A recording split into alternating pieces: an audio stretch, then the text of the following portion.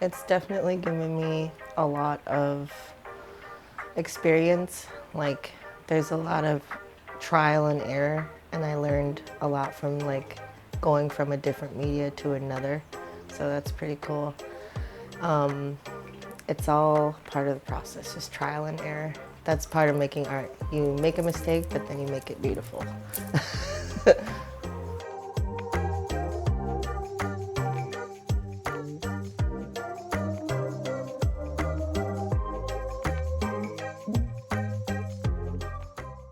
My name is Victoria Beatrice Sosa, and I'm from Bethel. I've lived here on and off, but the longest I've been here is, I think, 15 years.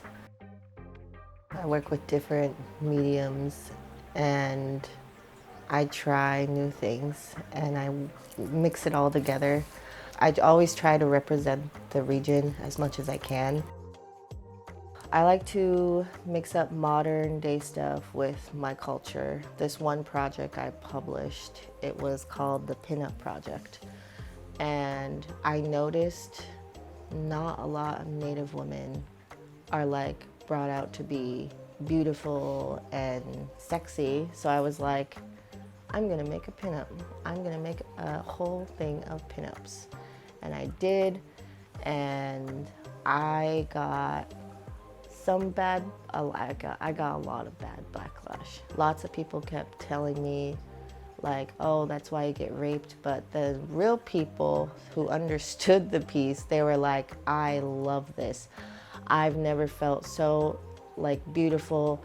You drew a curvy Native woman and I love it. They're like, that's my body.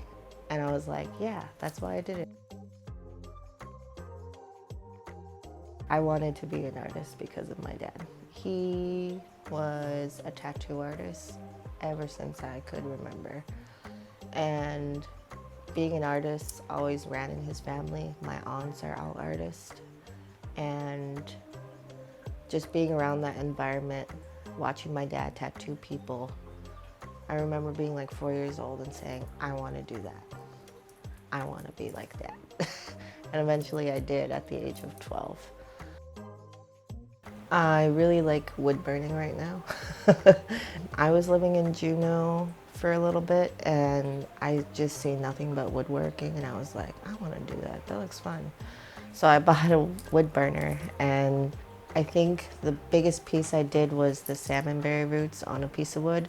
I was 19 years old in my room, and at that time I didn't have a job, so I was always drawing, painting, sewing. My mom walks in and I was stuck and I was like, I don't know what to do. I'm sick of drawing the same thing. And she was like, just draw your roots. And I was like, my roots. My roots. I like that. Roots of a flower. And then I was like, oh my God, I could do the roots of the river and then put the villages. And then because I know the airport codes, I was like, I'm gonna put the airport codes of each and every village from Medford all the way down to Quinnahock. So at first it was gonna be a blueberry flower, but I was like, no, that's not right.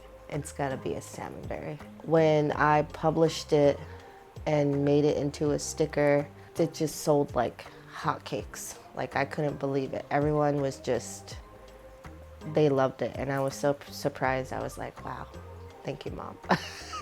She told me draw my roots and I did.